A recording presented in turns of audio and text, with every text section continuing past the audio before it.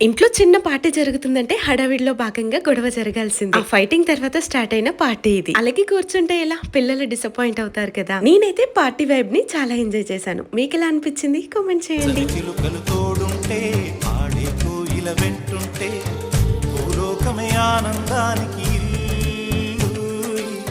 లోకంలో కన్న